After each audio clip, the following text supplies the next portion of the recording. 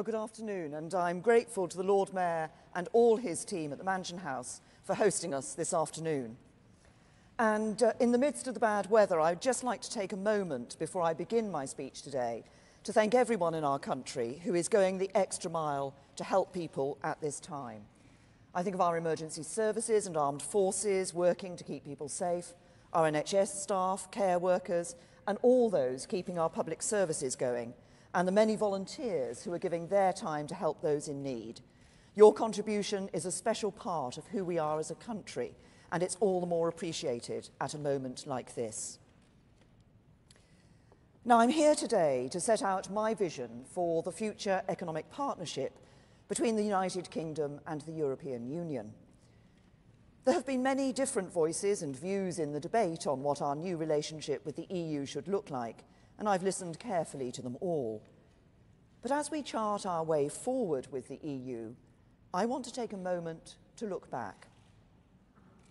18 months ago, I stood in Downing Street and addressed the nation for my first time as Prime Minister. I made this pledge then to the people that I serve. I know you're working around the clock, I know you're doing your best, and I know that sometimes life can be a struggle. The government I lead will be driven not by the interests of the privileged few, but by yours.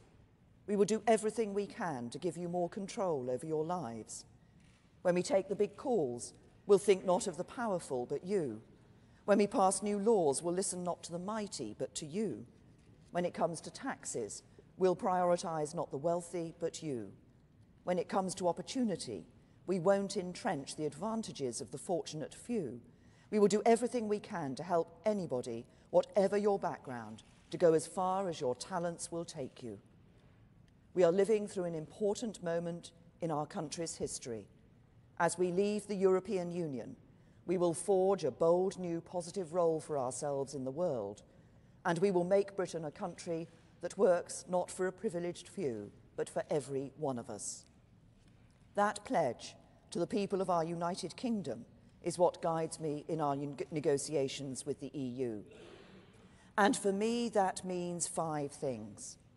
First, the agreement we reach with the EU must respect the referendum. It was a vote to take control of our borders, laws and money, and a vote for wider change, so that no community in Britain would ever be left behind again. But it was not a vote for a distant relationship with our neighbours. Second, the new agreement we reach with the EU must endure. After Brexit, both the UK and the EU want to forge ahead with building a better future for our people, not find ourselves back at the negotiating table because things have broken down. Third, it must protect people's jobs and security. People in the UK voted for our country to have a new and different relationship with Europe. But while the means may change, our shared goals surely have not: to work together to grow our economies and keep our people safe. Fourth, it must be consistent with the kind of country we want to be as we leave: a modern, open, outward-looking, tolerant European democracy. A nation of pioneers, innovators, explorers and creators. A country that celebrates our history and diversity, confident of our place in the world, that meets its obligations to our near neighbours and far-off friends, and is proud to stand up for its values. And fifth, in doing all of these things, it must strengthen our union of nations and our union of people. We must bring our country back together, taking into account the views of everyone who cares about this issue from both sides of the debate. As Prime Minister, it is my duty to represent all of our United Kingdom: England, Scotland, Wales and Northern Ireland, north and south, from coastal towns and rural villages to our great cities.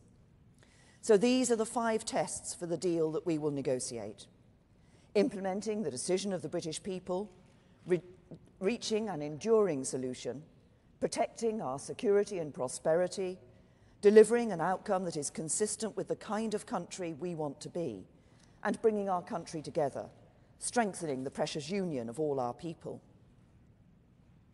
We are now approaching a crucial moment. There is no escaping the complexity of the task ahead of us.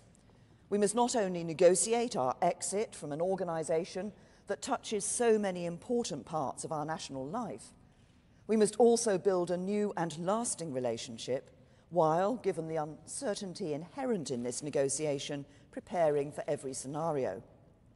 But we are making real progress. At the end of last year, we agreed the key elements of our withdrawal. We are in the process of turning that agreement into draft legal text. We've made clear our concerns about the first draft the Commission published on Wednesday, but no one should be in any doubt about our commitment to the joint report we agreed in December. We are close to agreement on the terms of an implementation period, which was a key element of December's deal. Of course, some points of difference remain, but I'm confident these can be resolved in the days ahead. Both the UK and the EU are clear. This implementation period must be time-limited and cannot become a permanent solution. But it is vital to give governments, businesses and citizens on both sides the time they need to prepare for our new relationship. With this agreed, I want both sides to turn all our attention and efforts to that new relationship. But before we can do that, we need to set out in more detail what relationship we want, building on my Lancaster House and Florence speeches. So last month, I spoke in Munich about the security partnership we seek. And today I want to talk about the other pillar of that relationship, how we build our economic partnership. In my speech in Florence, I set out why the existing models for economic partnership either do not deliver the ambition we need or impose unsustainable constraints on our democracy. For example, the Norway model, where we would stay in the single market, would mean having to implement new EU legislation automatically and in its entirety, and would also mean continued free movement. Others have suggested we negotiate a free trade agreement similar to that which Canada has recently negotiated with the EU, or trade on World Trade Organization terms. But these options would mean a significant reduction in our access to each other's markets compared to that which we currently enjoy.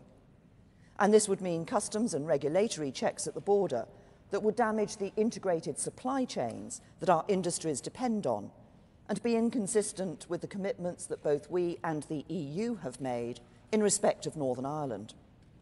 This is a wider issue in our negotiations, and I want to dwell on this for a minute. Successive British governments have worked tirelessly, together with all the parties in Northern Ireland and with the Irish government, to bring about the historic achievement of peace. This is an achievement that we should all be proud of and protect. That is why I have consistently put upholding the Belfast Agreement at the heart of the UK's approach. Our departure from the EU causes very particular challenges for Northern Ireland and for Ireland. We joined the EU together 45 years ago, and it's not surprising that our decision to leave has caused anxiety and a desire for concrete solutions.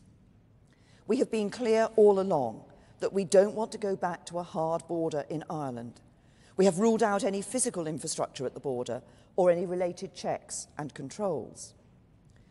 But it's not good enough to say we won't introduce a hard border if the EU forces Ireland to do it, that's down to them. We chose to leave, and we have a responsibility to help find a solution. But we can't do it on our own. It is for all of us to work together. And the Taoiseach and I agreed when we met recently that our teams and the Commission should now do just that. I want to make one final point. Just as it would be unacceptable to go back to a hard border between Northern Ireland and Ireland, it would also be unacceptable to break up the United Kingdom's own common market by creating a customs and regulatory border down the Irish Sea. My personal commitment to this is clear. As Prime Minister of the whole United Kingdom, I am not going to let our departure from the European Union do anything to set back the historic progress that we have made in Northern Ireland, nor will I allow anything that would damage the integrity of our precious union. So existing models do not provide the best way forward for either the UK or the EU. But before I turn to what a new and better model might look like, I want to be straight with people, because the reality is that we all need to face up to some hard facts. We're leaving the single market. Life is going to be different. In certain ways, our access to each other's markets will be less than it is now. How could the EU's structure of rights and obligations be sustained if the UK or any country were allowed to enjoy all the benefits without all of the obligations? So we need to strike a new balance, but we will not accept the rights of Canada and the obligations of Norway. The second hard fact is that even after we have left the jurisdiction of the European Court of Justice, EU law and the decisions of the ECJ will continue to affect us.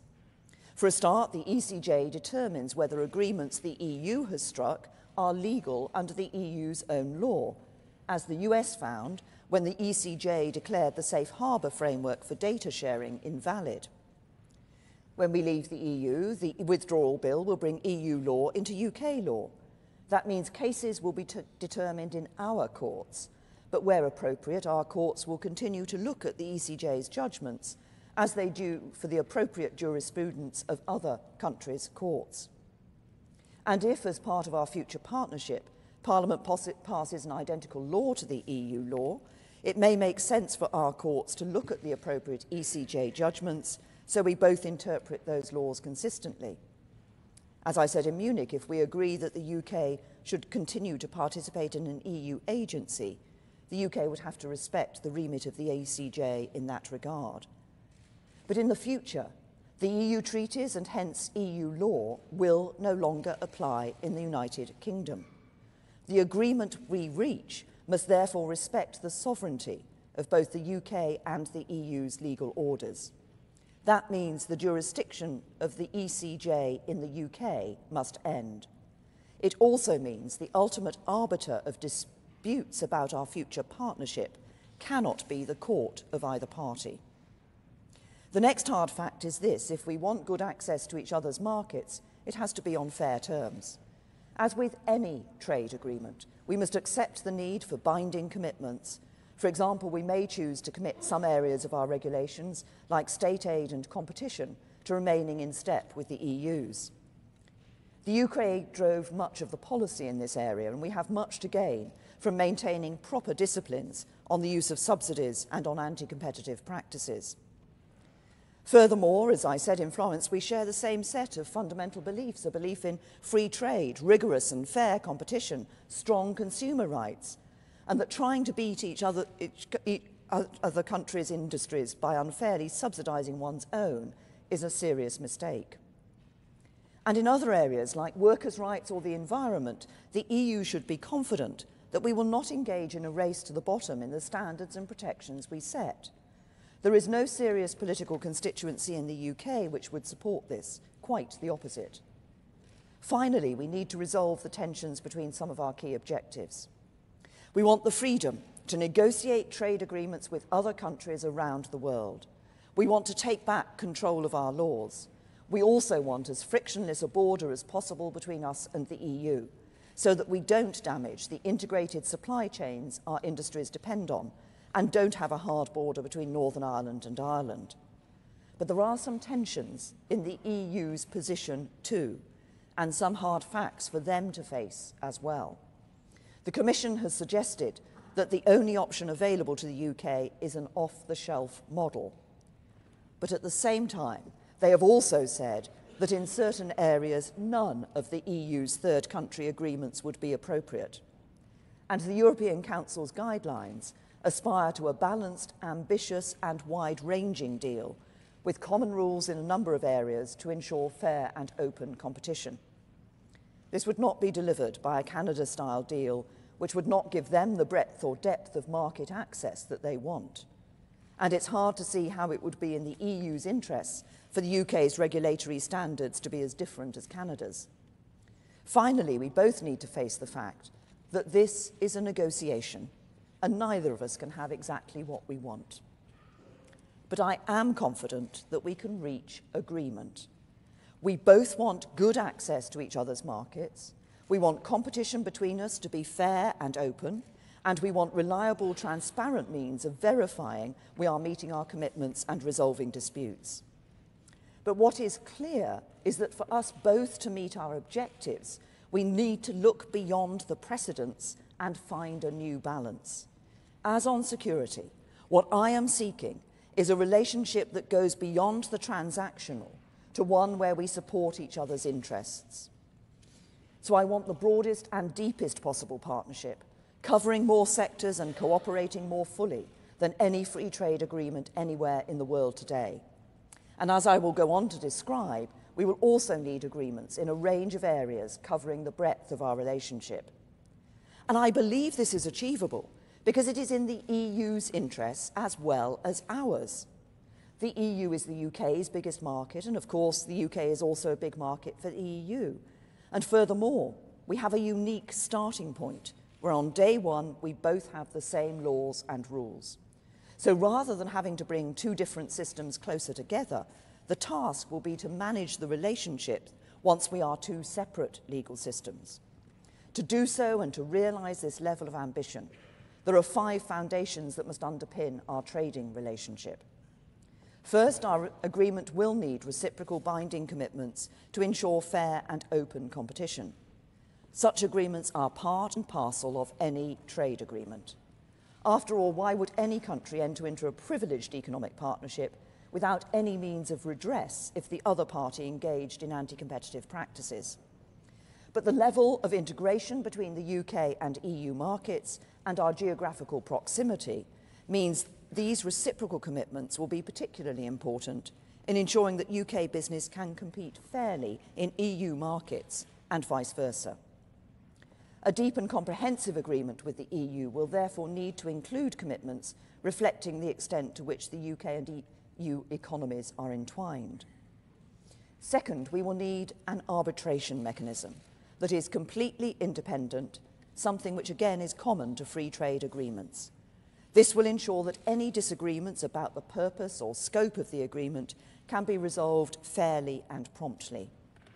Third, given the close relationship we envisage, we will need to have an ongoing dialogue with the EU and to ensure we have the means to consult each other regularly. In particular, we will want to make sure our regulators continue to work together as they do with regulators internationally.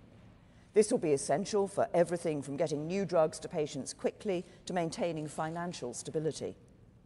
We start from the place where our regulators already have deep and long-standing relationships, so the task is maintaining that trust, not building it in the first place.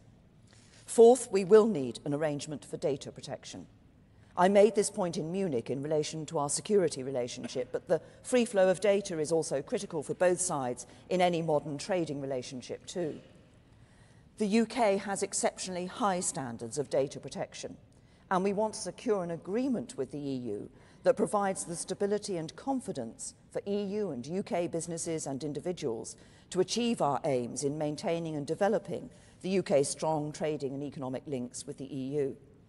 That is why we'll be seeking more than just an adequacy arrangement and want to see an appropriate ongoing role for the UK's Information Commissioner's Office. This will ensure UK businesses are effectively represented under the EU's new one-stop shop mechanism for resolving data protection disputes. And fifth, we must maintain the links between our people. EU citizens are an integral part of the economic, cultural and social fabric of our country. I know that UK nationals are viewed in entirely the same way by communities across the EU. And this is why at every stage of these negotiations I have put the interests of EU citizens and UK nationals at the heart of our approach. We are clear that as we leave the EU, free movement of people will come to an end, and we will control the number of people who come to live in our country. But UK citizens will still want to work and study in EU countries, just as EU citizens will want to do the same here, helping to shape and drive growth, innovation and enterprise. Indeed, businesses across the EU and the UK must be able to attract and employ the people they need, and we're open to discussing how to facilitate these valuable links. Reciprocal commitments to ensure fair and open competition, an independent arbitration mechanism, an ongoing dialogue, data protection arrangements, and maintaining the links between our people. These are the foundations that underpin the ambition of this unique and unprecedented partnership. It will then need to be tailored to the needs of our economies. This follows the approach the EU has taken with its trade agreements in the past, and indeed with its own single market as it has developed. The EU's agreement with Ukraine sees it align with the EU in some areas but not others. The EU's agreement with South Korea contains provisions to recognise each other's approvals for new car models, whereas their agreement with Canada does not. Equally, the EU's agreement with Canada contains provisions to recognise each other's testing on machinery. Its agreement with South Korea does not. The EU itself is rightly taking a tailored approach in what it is seeking with the UK.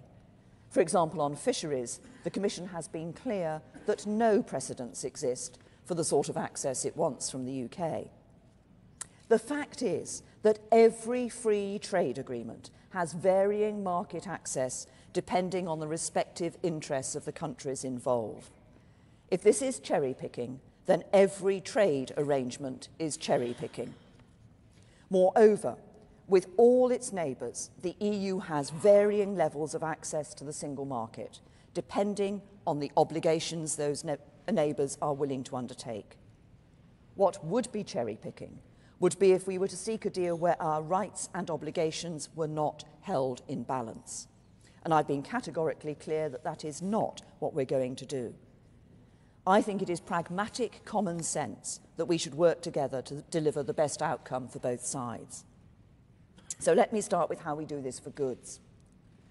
This is the area where the single market is most established, and both the UK and EU have a strong commercial interest in preserving integrated supply chains that have built up over 40 years of our membership.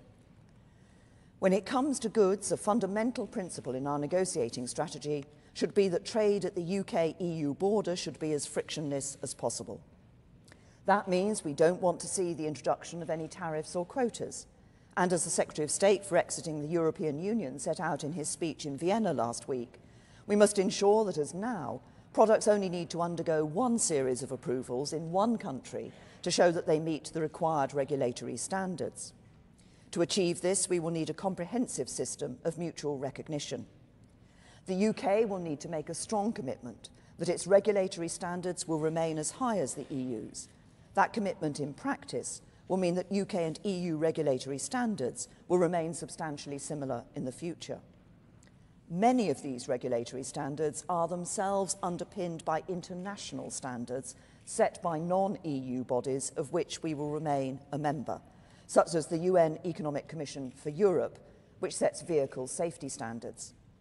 Countries around the world, including Turkey, South Africa, South Korea, Japan and Russia, are party to the agreement. As I said in my speech in Florence, this could be achieved in different ways. Our default is that UK law may not necessarily be identical to EU law, but it should achieve the same outcomes.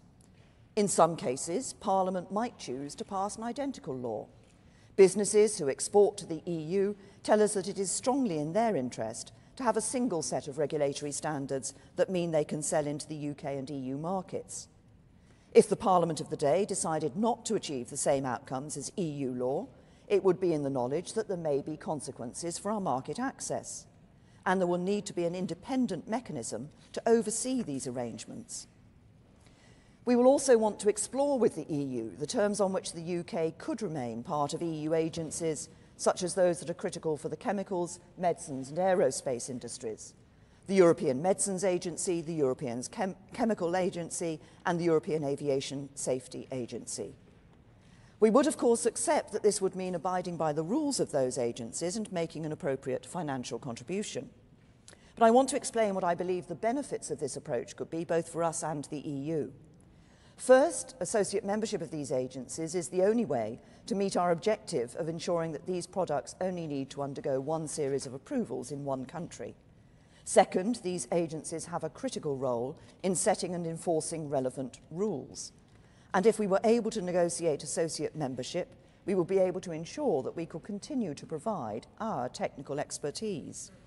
Third, associate membership could permit UK firms to resolve certain challenges related to the agencies through UK courts rather than the ECJ. For example, in the case of Switzerland, associate membership of the European Aviation Safety Agency means that airworthiness certifications are granted by its own aviation authority and disputes are resolved through its courts. Without its membership, Swiss airlines would need to gain their certifications through another member state or through the agency, and any dispute would need to be resolved through the ECJ. Fourth, it would bring other benefits too. For example, membership of the European Medicines Agency would mean investment in new innovative medicines continuing in the UK, and it would mean these medicines getting to patients faster as firms prioritise larger markets when they start the lengthy process of seeking authorisations. But it would also be good for the EU, because the UK regulator assesses more new medicines than any other member state, and the EU would continue to access the expertise of the UK's world-leading universities. And of course, Parliament would remain ultimately sovereign. It could decide not to accept these rules, but with consequences for our membership of the relevant agency and linked market access rights. Lastly, to achieve as frictionless a border as possible and to achieve to avoid a hard border. Sorry, let me repeat what I mean by that. To avoid a hard border between Northern Ireland and Ireland, we also need an agreement on customs. The UK has been clear it is leaving the customs union. The EU has also formed a customs union with some other countries. But those arrangements, if applied to the UK, would mean the EU setting the UK's external tariffs, being able to let other countries sell more into the UK without making it any easier for us to sell more to them, or the UK signing up to the common commercial policy. That would not be compatible with a meaningful independent trade policy. It would mean we had less control than we do now over our trade in the world. Neither Leave nor Remain voters would want that. So we've thought seriously about how our commitment to a frictionless border can best be delivered. And last year we set out two potential options for our customs arrangement. Option one is a customs partnership between the UK and the EU. At the border, the UK would mirror the EU's requirements for imports from the rest of the world, applying the same tariffs and the same rules of origin as the EU for those goods arriving in the UK and intended for the EU. By following this approach, we would know that all goods entering the EU via the UK pay the right EU duties, removing the need for customs processes at the UK-EU border. But importantly, we would put in place a mechanism so that UK would also be able to apply its own tariffs and trade policy for goods intended for the UK market. As we've set out previously, this would require the means to ensure that both sides can trust the system and a robust enforcement mechanism. Option two would be a highly streamlined customs arrangement where we would jointly agree to implement a range of measures to minimise frictions to trade, together with specific provisions for Northern Ireland. First, measures to ensure the requirements for moving goods across borders are as simple as possible. This means we should continue to waive the requirement for entry and exit declarations for goods moving between the UK and the EU, and we should allow goods moving between the UK and the rest of the world to travel through the EU without paying EU duties, and vice versa. Second, measures to reduce the risk of delays at ports and airports, for example, recognising each other's trusted traders schemes and drawing on the most advanced IT solutions so that vehicles do not need to stop at the border. Third, we should continue our cooperation to mitigate customs duty and security risks. And fourth, measures to reduce the cost and burden of complying with customs administrative requirements, including by maximising the use of automation. And recognising the unique circumstances in Northern Ireland and our shared commitments to avoiding a hard border, we should consider further specific measures. 80% of north-south trade is carried out by micro, small and medium-sized businesses. So for smaller traders, who as members of the community are most affected, but whose economic role is not systemically significant for the EU market, we would allow them to continue to operate as they do currently, with no new restrictions. And for larger traders, we would introduce streamlined processes, including a trusted trader scheme that would be consistent with our commitments. Both of these options for our future customs arrangement would leave the UK free to determine its own tariffs with third countries, which would simply not be possible in a customs union.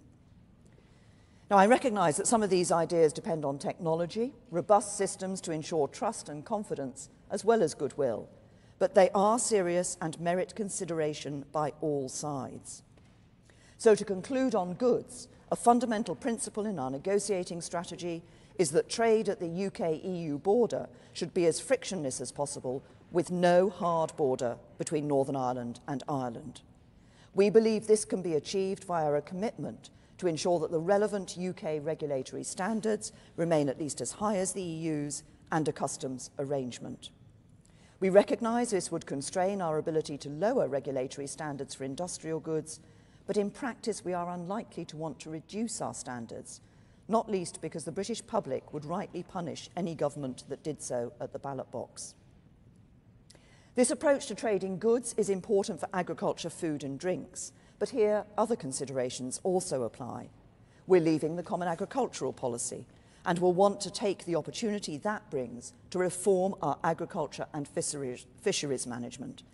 The UK has among the highest environmental and animal welfare standards of any nation on earth. As we leave the EU, we will uphold environmental standards and go further to protect our shared natural heritage. And I fully expect that our standards will remain at least as high as the EU's. But it will be particularly important to secure flexibility here to ensure we can make the most of the opportunities presented by our withdrawal from the EU for our farmers and exporters. We're also leaving the Common Fisheries Policy. The UK will regain control over our domestic fisheries management rules and access to our waters. But as part of our economic partnership, we want to continue to work together to manage shared stocks in a sustainable way and to agree reciprocal access to waters and a fairer allocation of fishing opportunities for the UK fishing industry. And we will also want to ensure open markets for each other's products. Just as our partnership in goods needs to be deeper than any other free trade agreement, so in services, we have the opportunity to break new ground with a broader agreement than ever before. We recognise that certain aspects of trade in services are intrinsically linked to the single market, and therefore our market access in these areas will need to be different. But we should only allow new barriers to be introduced where absolutely necessary. We don't want to discriminate against EU service providers in the UK, and we wouldn't want the EU to discriminate against UK service providers.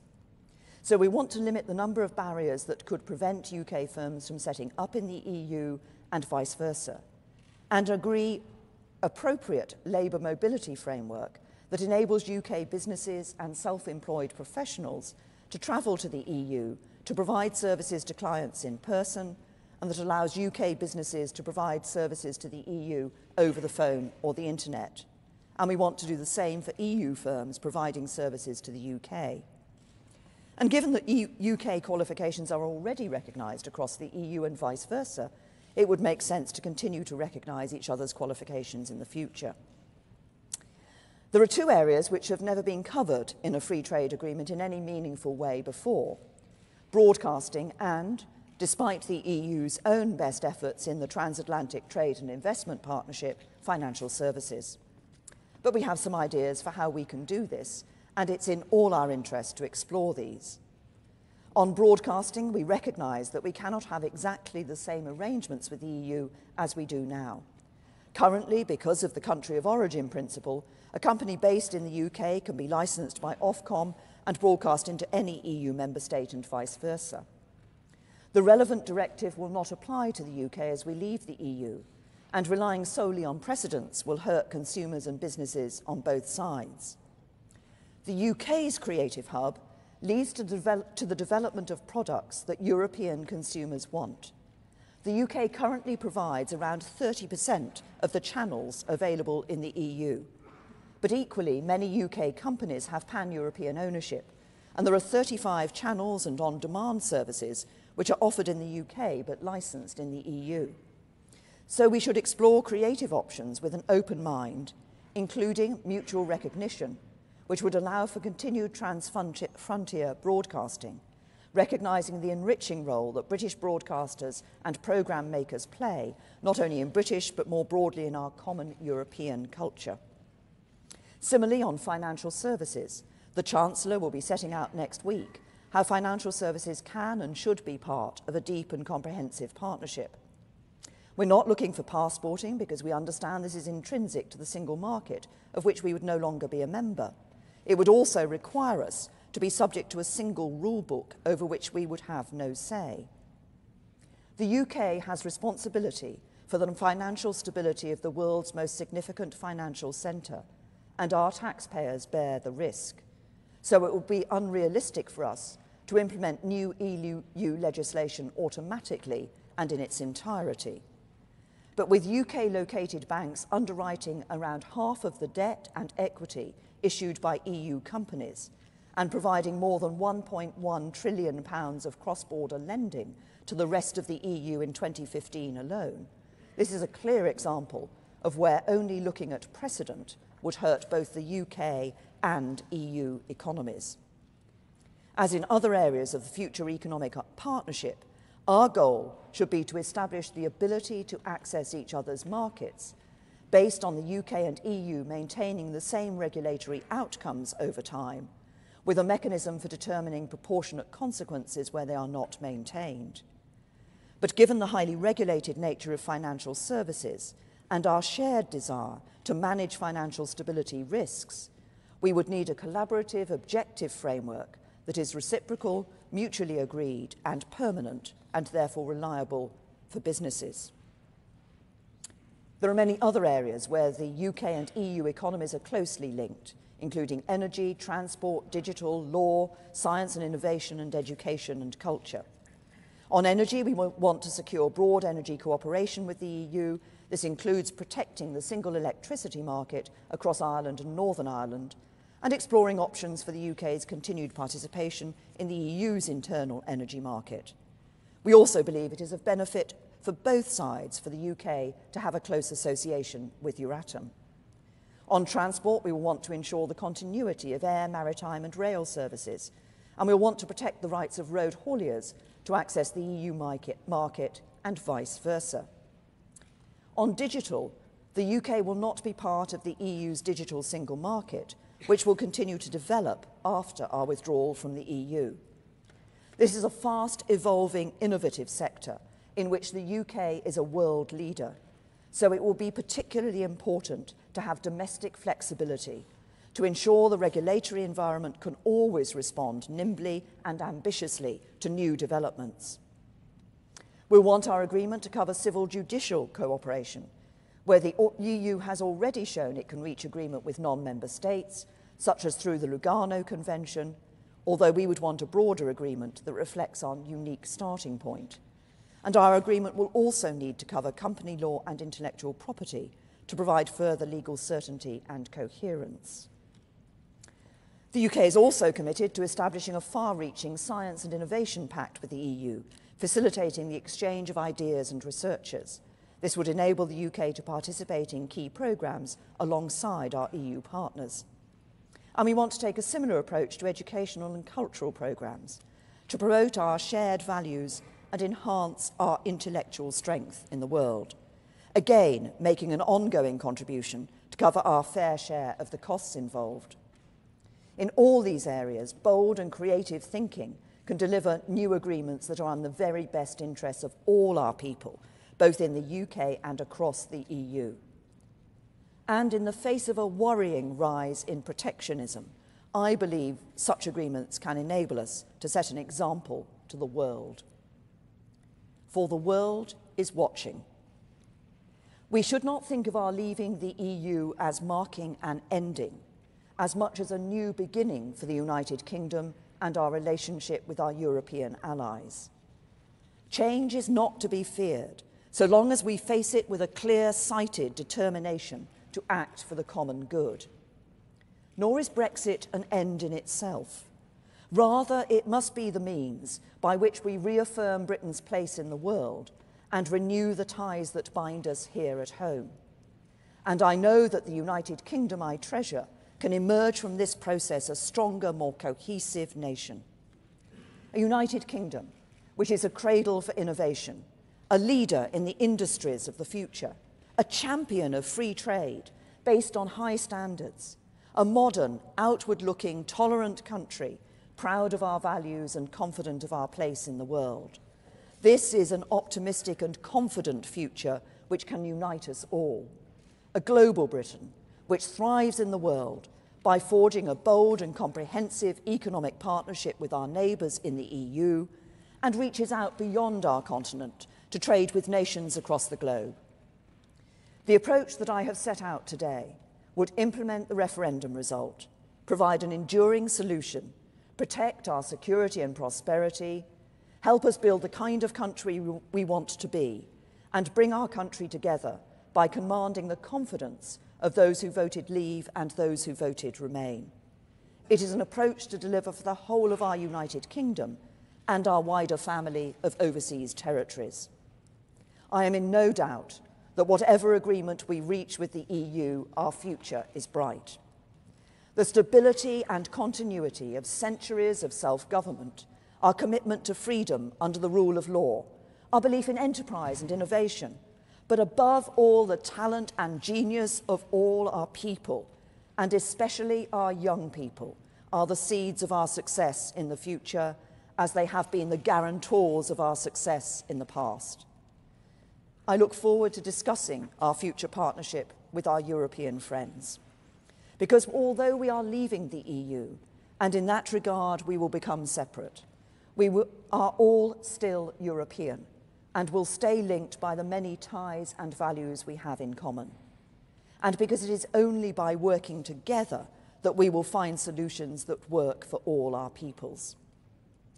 Yes, there will be ups and downs in the months ahead. As in any negotiation, no one will get everything they want. We will not be buffeted by the demands to talk tough or threaten a walkout, just as we will not accept the counsels of despair that this simply cannot be done. We will move forward by calm, patient discussion of each other's positions. It's my responsibility as Prime Minister to provide that leadership for our country at this crucial time. By following the course I have set out today, I am confident we will get there and deliver the right outcome for Britain and the EU. A generation from now, what will be remembered is not the rough and tumble of negotiation, but whether we reached an enduring solution cast in the interests of the people we are all here to serve. So my message to our friends in Europe is clear. We know what we want, we understand your principles. We have a shared interest in getting this right. So let's get on with it. Thank you.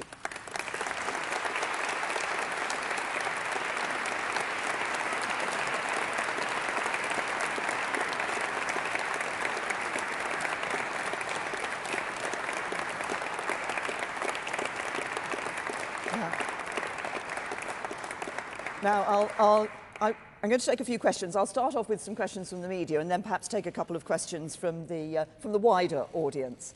Laura. Thank you, Prime Minister. Laura Kunsberg, BBC News. What you describe as hard facts could also be described as compromises, many of which seemed obvious many months ago. Do you accept now that we can't have it all as we leave?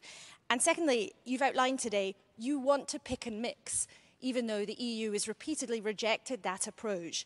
What is it, do you think, you can say to your EU leaders that will actually change their minds? Well, first of all, what I've set out today is what I believe to be the right Brexit deal for Britain. But also, I believe it's the right deal for the European Union. And I'm confident that as we come and sit down together, we will be able to show that mutual interest and mutual benefit from the proposals that I've put forward. The European Union itself, in its own guidelines, as I said in my speech, has said that they want an ambitious, wide-ranging relationship and agreement and deal with the United Kingdom for the future. And I've set out in my speech the various areas in terms of the economic partnership where we want to sit down and talk to them about what that future relationship would be.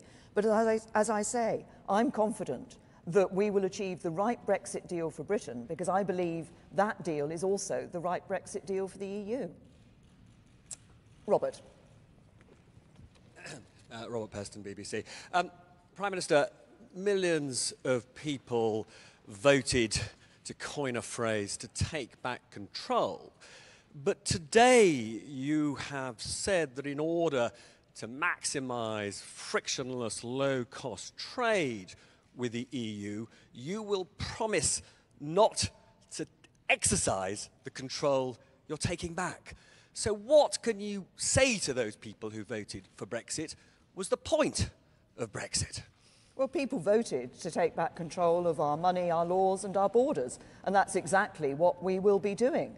Yes, there are some areas where, and ultimately, Parliament will always be sovereign, and it will be Parliament that will make these decisions. There are some areas, as I've set out in the goods description of goods, where, from an economic point of view, businesses say it makes sense for us to operate on very much the same basis, so that we can continue that good trading relationship.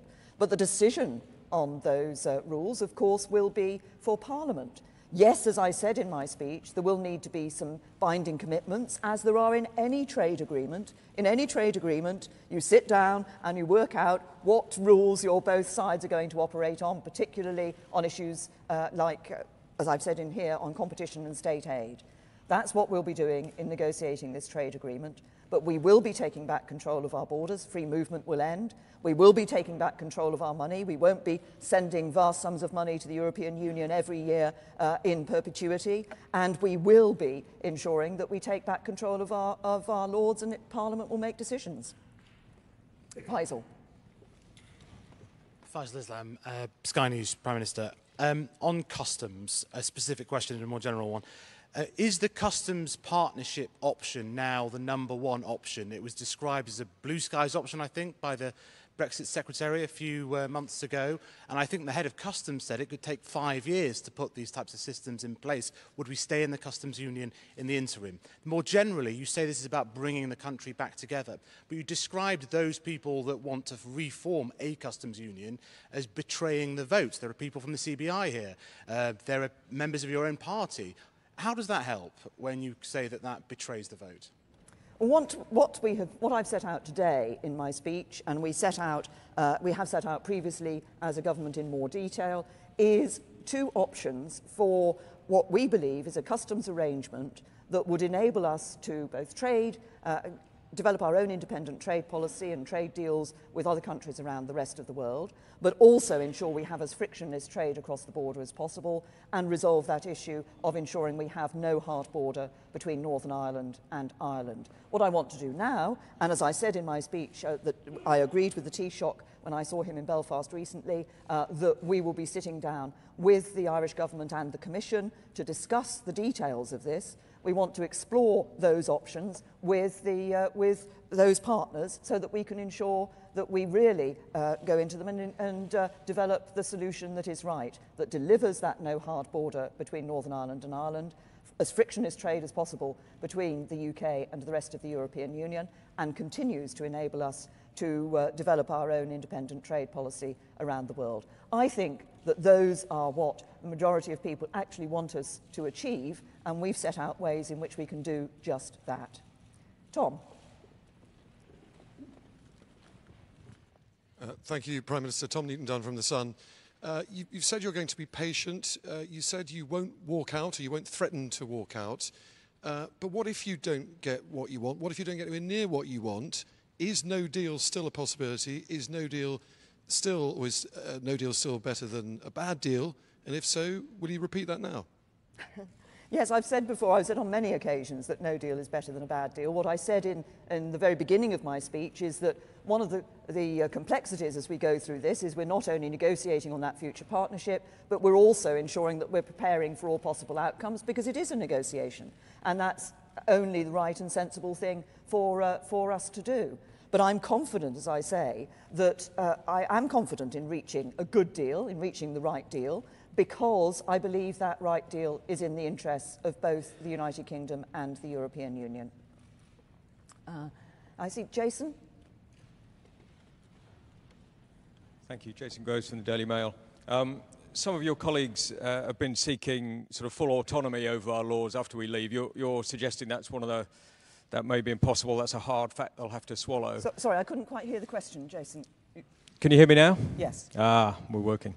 Some of your colleagues have suggested they want full autonomy over the UK's laws. You seem to be suggesting that won't be possible. And some of your colleagues in Cabinet see this as a bottom line, this speech that you've given today, rather than an opening position. Is it your bottom line, or could there be more hard facts to swallow in the future?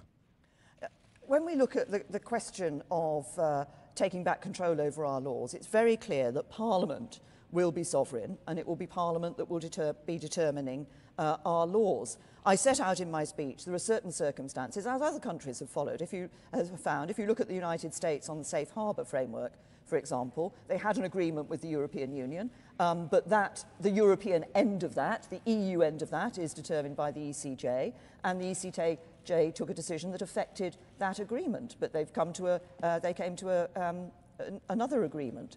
So what I was setting out was that the ECJ will still continue to have responsibility and a remit within the European Union, but the EU laws and the ECJ will no longer have jurisdiction in the UK, and it will be Parliament that will be making these decisions about our future. Anushka. Thank you. Anushka Rastana from The Guardian.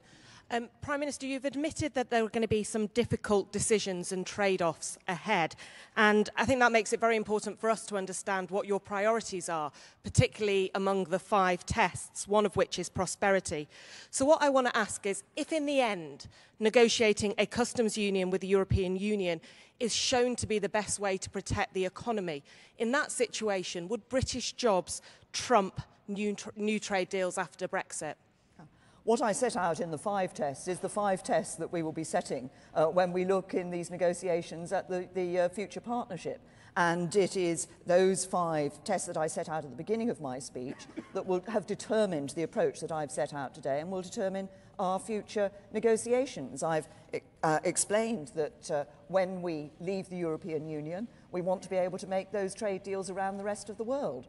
I believe there is a way, as I've set out in my speech, in which it is possible to come to a customs arrangement which enable us to have as frictionless a border as possible, to ensure there's no hard border between Northern Ireland and Ireland, and be able to have negotiate those trade deals around the rest of the world. Now, I thought I would take a couple of journalists not from UK media. I think, is Kirsten here from Handelsblatt?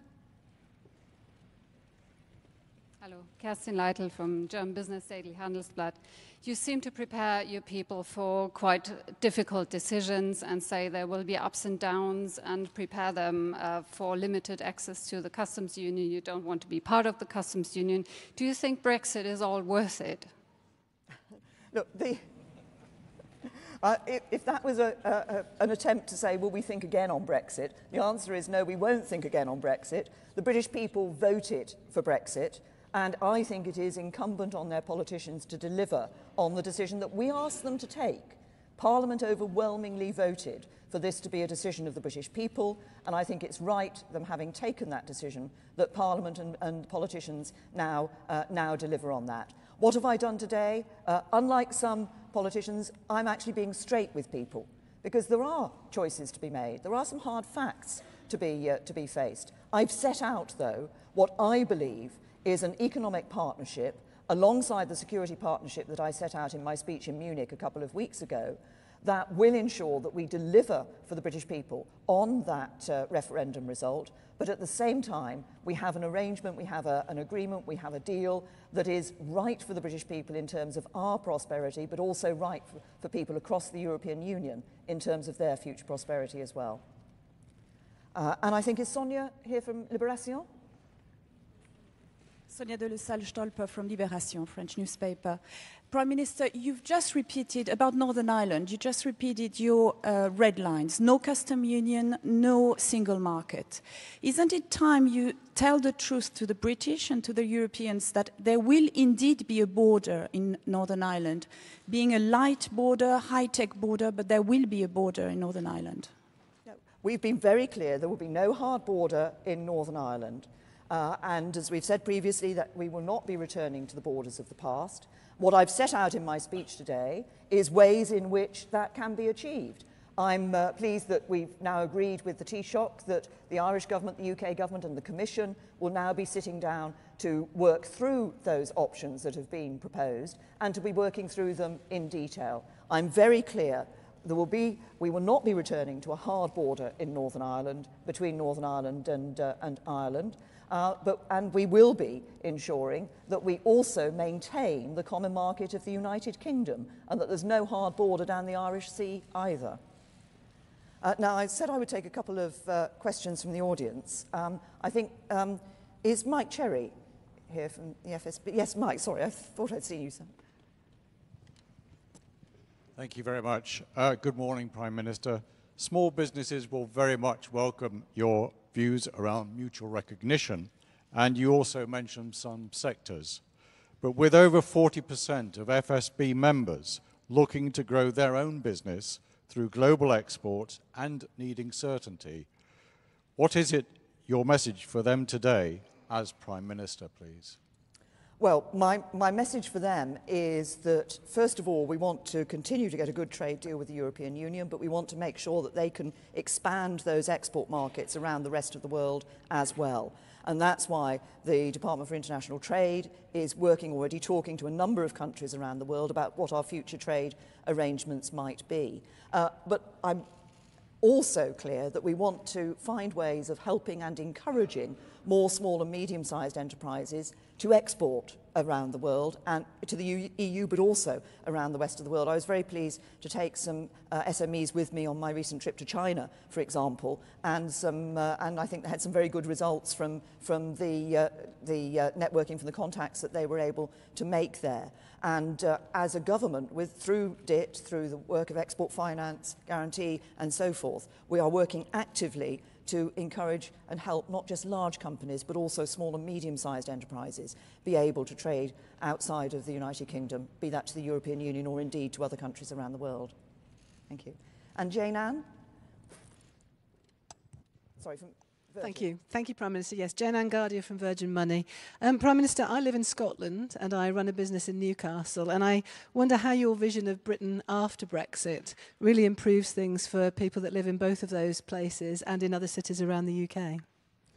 Well, it's first of all, the important thing I would say is keeping the United Kingdom such that we have the ability for you to live in Scotland and run a business in Newcastle.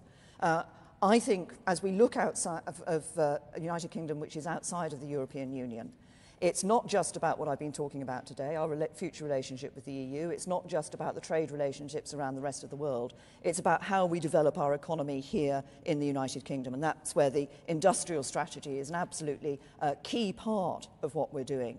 We are a nation of innovators, we're a nation of, we're hugely creative, we're world leaders in so many areas. If you look at what we're doing in fintech, for example, if you look at what we're doing in artificial intelligence, if you look at what we're doing in the automotive industry, in a huge range of areas, we're out there leading the world. We want to ensure we're creating the environment here in the UK to enable people to continue to do that, to make real successes across industrial sectors and the financial sector as well, but also creating the environment in which new innovation can come forward, and we can ensure that we're making the best of that too. And part of that, of course, also is getting our people skilled up so that they can actually take those jobs of the future. Thank you.